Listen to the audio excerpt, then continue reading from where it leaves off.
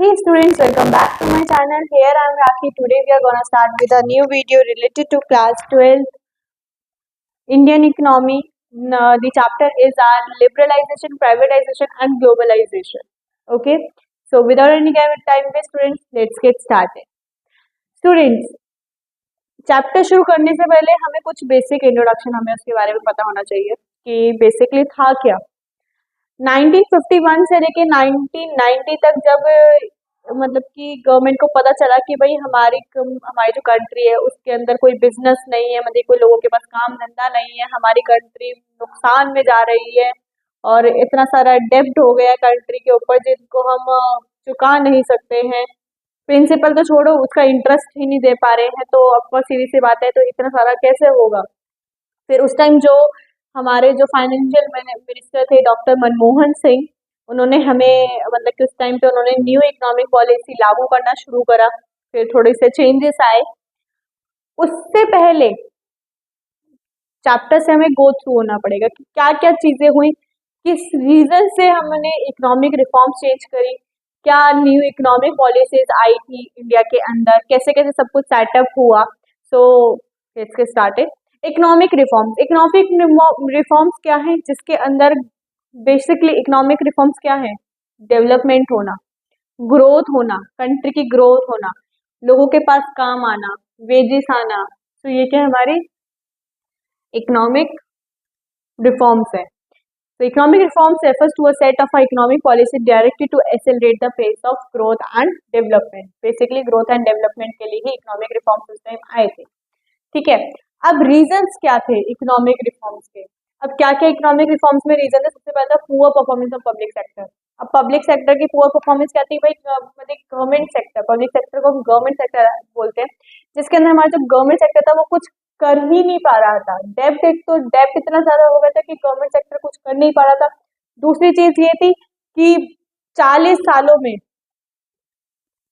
40 सालों में इतनी सारी चेंजेस होना, ठीक है, तो वो बहुत ज्यादा बड़ी बात थी कि लोगों के पास काम धंधा, कोई बिजनेस नहीं, कोई कुछ नहीं, गवर्नमेंट कोई प्ले नहीं कर रही है, कोई रोल प्ले नहीं कर रही है, जिससे और हमारी जो परफॉर्मेंस है, जो हमारी इकोनॉमिक डेवलपमेंट है वो बढ़े। पार्टी से मतलब कि फिर मतलब कि पार्टिसिपेशन होना चाहिए, कॉम्पिटिशन होना चाहिए, ताकि उससे भी हमारी मतलब कि हमारा जो सेक्टर है, हमारी जो कंट्री है, उससे थोड़ा सा असर पड़े, ताकि लोगों की नीड्स पूरी हो बेसिकली। ठीक है, फिर आता है हमें deficit in balance of payment. जो बैलेंस ऑफ पेमेंट है ये आपका पूरा का पूरा चैप्टर है मैक्रो इकोनॉमिक्स में, जिसके आगे हम पढ़ेंगे। इसमें बेसिकली हमारा आएगा एक्सपोर्ट एंड इम्पोर्ट। ठीक है, अब देखो, हमें इंपोर्ट्स करने के लिए हमारे पास फॉरेन एक्सचेंज नहीं थी। फॉरेन एक्सचेंज बहुत जरूरी है। उस टाइम हमारे मतलब कंट्री पे हमारे पास फॉरेन एक्सचेंज नहीं थी, जो मतलब कि जो बची कुची थी, एक हफ्ते मतलब कि एक हफ्ते के लगभग जो बची हुई थी वो भी खर्च हो चुकी थी। ठीक है, और उसके बाद जितना भी बाहर से जितना भी इंपोर्ट हो रहा था हमारे पास, उस पे इतना टैक्स हो रहा था जिसकी कोई बात नहीं। ठीक है, तो ये था हमारा deficit on balance of payment, कि हमारा मतलब कि बहुत ज्यादा नुकसान हो रहा था। एक्सपोर्ट पे तो हो ही रहा था, इम्पोर्ट्स पे भी होता है। एक्सपोर्ट्स हमारी कंट्री उस टाइम इतना कर ही नहीं रही थी, क्योंकि हमारी कंट्री के पास उस टाइम इतने अच्छे रिफॉर्म्स, इतनी अच्छी टेक्नोलॉजी नहीं थी, जितनी भी अच्छी चीजें थी उस टाइम ब्रिटिशर्स के आने के बाद वो सारी चीजें खत्म हो गई थी। ठीक है, फिर आता है हमारा inflationary pressure. There was a consistent rise in the general price level. मतलब कि इतनी महंगाई बढ़ चुकी, इतनी महंगाई जिसकी कोई हद नहीं, लोगों के पास मतलब कि खाने के लिए नहीं, मतलब कि पहनने के लिए, मतलब कि इतनी गरीबी आ चुकी थी उस टाइम।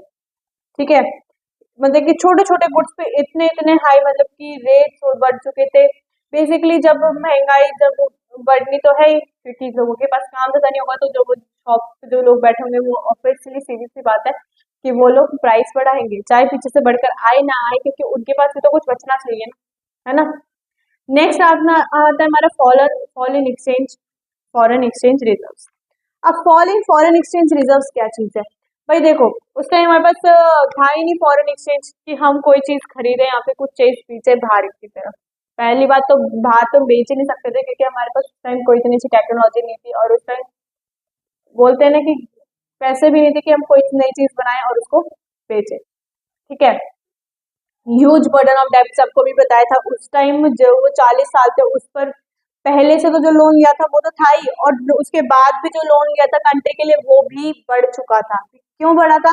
क्योंकि उस टाइम हमें जरूरत थी, बट इंडिया ने उस टाइम उन पैसों का अच्छे से इस्तेमाल नहीं करा। उस टाइम जैसे यूज करना चाहिए था उस टाइम उन्होंने अच्छे से उस चीज का यूज नहीं करा था।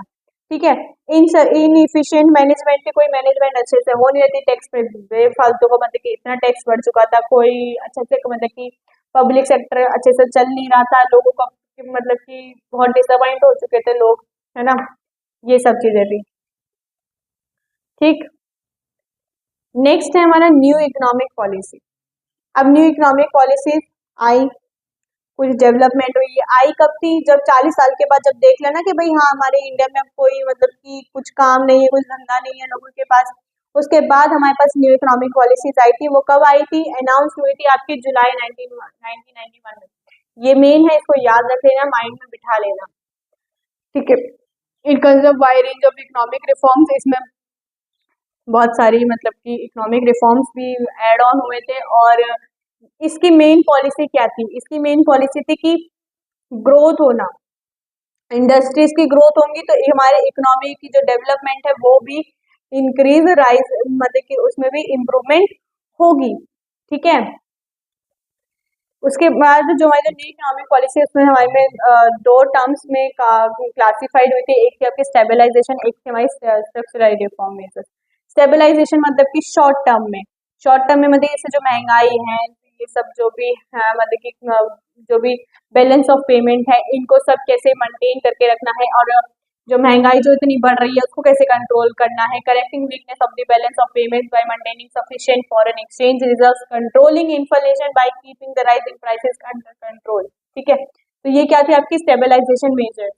स्ट्रक्चर रिफॉर्म में मेजर्स में क्या था? जिसके अंदर हमारे लॉन्ग टर्म कैसे हमें अपनी इकोनॉमी को इम्प्रूव करना है, एंड इंक्रीजिंग इंटरनेशनल कॉम्पिटिटिवनेस मतलब कि इंटरनेशनली जो कॉम्पिटिशन चल रहे हैं हम हमारी कंट्री को उसमें कैसे इन्वॉल्वमेंट होनी है। ठीक है, तो ये थे हमारी स्टेबलाइजेशन जिसमें हमारा था शॉर्ट टर्म, और हमारी स्ट्रक्चरल रिफॉर्म में था जिसके अंदर हमारी थी long term measures. Now the next point, next heading is the elements of new economic policy. अब इसमें क्या क्या न्यू इकोनॉमिक पॉलिसीज आई थी? देखो, इसका बेसिक मतलब क्या था? लाइसेंस, इसका कोटास, क्वांटिटीज, परमिट्स, ये तो प्राइवेट एलपीजी तो बहुत बाद में आया, पहले यही बताया था। देखो, हर किसी इंडस्ट्रीज के पास लाइसेंस होना बहुत जरूरी है, पर वो मतलब कि वो हो चुका था कि लिमिटेड इंडस्ट्रीज के पास ही हमारे पास लाइसेंस होना चाहिए। आपने फर्स्ट चैप्टर में पढ़ा था जब हमने शेड्यूल ए इंडस्ट्री, शेड्यूल बी की मतलब कितनी कितनी इंडस्ट्रीज किस किस सेक्टर को दे रखी है। ठीक है, तो लिबरलाइजेशन क्या था? वो इंडस्ट्रीज एंड ट्रेड के लिए था, लाइसेंसिंग कि सभी इन लोगों के पास लाइसेंस होना चाहिए। प्राइवेटाइजेशन क्या था? कोटाज फॉर द इंडस्ट्री, मतलब किसके पास कौन सी क्वांटिटी या फिर कौन से प्रोडक्ट रहने चाहिए। ग्लोबलाइजेशन में क्या था? कि जो हमारे पास एक्सपोर्ट्स एंड इम्पोर्ट्स हो रहे हैं वो गवर्नमेंट के परमिट से होने चाहिए, बिना उसके कोई भी चीज नहीं होगी। तो हम इसको प्राइवेटाइजेशन एंड ग्लोबलाइजेशन बाद में पढ़ेंगे, पहले हम जाते हैं हमारा first topic which is liberalization. तो फर्स्ट ऑफ ऑल मैंने अभी बताया लिबरलाइजेशन क्या था, कि मतलब कि जिसके अंदर हमने जो लाइसेंस मतलब कि जो भी जिसको बोलते हैं हम कि ओपनली कर दिया था। ओपनली मतलब कि कह सकते हैं कि मतलब कि एक्सपोर्ट इम्पोर्ट हमने अलाउ कर दी थी, कि ताकि दूसरी इंडस्ट्री मतलब कि दूसरी कंट्रीज आके अपनी यहाँ पे एमएनसी वगैरह जो भी है वो अपनी सेटअप करे, अपनी कंपनीज वगैरह। ठीक है, तो हमारे लिए क्या था? Removal of entry and growth restriction on the private sector under liberalization, business is freely allowed to run on commercial lines पे अलाउड हो चुका था। अब पर्पस क्या था liberalization? It was done to unlock the economic potential of the country by encouraging private sector and multinational corporation in invest and private sector को encourage करने के लिए एंड मल्टीनेशनल कंपनीज मतलब कि एमएनसी को इन्वेस्ट और एक्सपेंड करने के लिए अपनी कंट्री में, जिससे हमारी कंट्री की भी ग्रोथ और डेवलपमेंट बढ़े। तो introduce much more competition into the economy and creating incentive for increasing efficiency of operations. ठीक, अब क्या क्या इकोनॉमिक रिफॉर्म्स आए लिबरलाइजेशन में? पहला हमारा आया था इंडस्ट्रियल सेक्टर, इंडस्ट्रीज में कैसे होगा? फिर हमारा आ रहा है फाइनेंशियल सेक्टर, फिर tax reforms and then foreign exchange and the last and trade and investment policy reforms. अब इंडस्ट्री सेक्टर रिफॉर्म्स हमारा सबसे आता है रिडक्शन इन इंडस्ट्रियल लाइसेंसिंग। अब ये नहीं था कि सबके उस टाइम हमने मतलब कि चाहिए था कि सभी इंडस्ट्रीज के पास हमारे पास वो होना चाहिए, क्या होना चाहिए, लाइसेंस होना चाहिए, बट वो सब चीज़ें खत्म कर दी गई, मतलब कि एक लिमिटेड के लिए कि मतलब कि इन इंडस्ट्रीज के पास हमारे पास वो होना चाहिए, क्या होना चाहिए, लाइसेंस होना चाहिए। किसके पास, alcohol, cigarette, fastest and electronics, ठीक है, इनके पास लाइसेंस होना चाहिए। लो licence were needed to set up new units on to expand. किसी भी मतलब कि जो सेटअप करना चाहते हैं अपनी कोई न्यू इंडस्ट्रीज या फिर न्यू शॉप वगैरह, उनके लिए लाइसेंस नहीं चाहिए, और कोई एक्सपेंड कर रहा है तो उसके लिए लाइसेंस नहीं चाहिए। सिर्फ किसके पास लाइसेंस चाहिए, alcohol, cigarette, hardware and electronics के पास। ठीक, next point is only industries related to security and strategic consideration needed licensing. बस देखो, इंडस्ट्रीज की सिक्योरिटी स्ट्रेटेजीज कंसिडरेशन के लिए हमें भी चाहिए क्या, लाइसेंस चाहिए। ठीक, decrease in role of public sector. अब पब्लिक सेक्टर का रोल कम होना चाहिए, जैसे कि पहले था कि मतलब कि जो शेड्यूल ए इंडस्ट्रीज थी उसके अंदर 17 इंडस्ट्रीज थी, बट उनको हटा दिया गया। कितनी से इंडस्ट्रीज कर दी, 3 इंडस्ट्रीज। कौन कौन सी, defence equipment, atomic energy generation and railway transportation. बस इन 3 में से पब्लिक सेक्टर का रोल होगा। ठीक है, D reservation small scale industries. अब मतलब कि डी रिजर्व भी कर दिया स्मॉल स्केल इंडस्ट्री को, मतलब कि हर कोई स्मॉल स्केल इंडस्ट्री पे ध्यान नहीं देगा, लार्ज स्केल इंडस्ट्रीज भी सेटअप होंगी। Many good fertilizer small scale industries have been dereserve. The investment ceiling on plant and machinery for small undertaking enhanced to ₹1 crore. Monopolies and restrictive trade practices. Earlier production capacity was linked with licensing. Now freedom from licensing like freedom from capacity constraints and freedom to import capital goods. अब हम अपने जो capital goods हम उनको import कर सकते हैं। ठीक है, बट उसके अंदर हमें मतलब कि बोलते हैं ना, परमिट चाहिए। गवर्नमेंट के कुछ ना कुछ छोटे मोटे जो परमिट्स हैं वो हमें चाहिए ही चाहिए। स्टूडेंट्स, अगर आपको मेरे हैंड रिटन नोट चाहिए तो आप मेरे डिस्क्रिप्शन में दिए गए लिंक पे जाकर टेलीग्राम लिंक पे वहाँ पे ज्वाइन कर ले मेरा चैनल। वहाँ पे आपको day to day updates and मेरे हैंड रिटन नोट्स आपको वहाँ पे मिल जाएंगे। आज की वीडियो में बस इतना ही, मिलते हैं आपको नेक्स्ट वीडियो में इसी के साथ, इसी के टॉपिक से रिलेटेड। अगर आपको मेरी वीडियो अच्छी लगी हो तो इस वीडियो को लाइक करें, शेयर करें एंड कमेंट करें आपको नेक्स्ट वीडियो किस पे चाहिए, and subscribe and don't forget to click the bell icon also. Till then student, bye bye.